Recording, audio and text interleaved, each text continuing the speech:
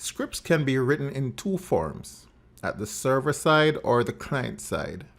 The main difference between server-side and client-side scripting is that on the server side, it needs a server for its processing. On the other hand, client-side scripting requires browsers to run the scripts on the client machine, but it does not necessarily interact with the server while processing the client-side scripts, as demonstrated in our diagram. This table shows some of the main differences between client-side scripting and server-side scripting. On the client side, the source code is visible to the user, while the source code is not visible to the user on the server side because its output is an HTML page. On the server side, it usually depends on the browser and its version, while any server-side technology can be used and it does not depend on a client in any way. Client-side scripts run on a user's computer, while server-side scripts run on a web server. Some advantages of client-side scripting are faster response times and a more interactive application, while on the server side, the primary advantage is the ability to highly customize response requirements and also access rights based on any particular user. Client-side scripts do not provide security for data, while server-side scripts provide more security for your data. So you may be asking yourself, what is ES6? And ES6 stands for ECMAScript version 6. It was created to standardize JavaScript, and it is also the 6th version of ECMAScript. It was published in 2015 and is also known as ECMAScript 2015. It is a JavaScript standard, and it is meant to ensure the interoperability of web pages across different web browsers.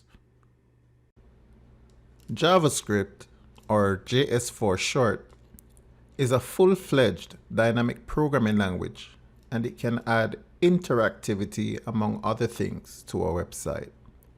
It was invented by Brendan Eich, and it is one of the most popular modern web technologies that is used today.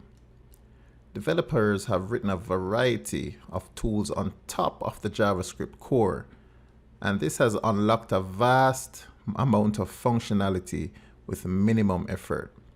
Some of these include browser application programming interfaces, or better known as APIs. So these provide functionality such as dynamically creating HTML and setting CSS styles, such as collecting and manipulating a video stream from a user's webcam, or generating 3D graphics and audio samples. They also include third-party APIs that allow developers to incorporate functionality in sites from other content providers, such as Twitter or Facebook. They also include third-party frameworks and libraries that you can apply to HTML to accelerate the work of building websites and web applications. Web browsers are built to understand HTML and CSS and to convert those language into a visual display on the screen.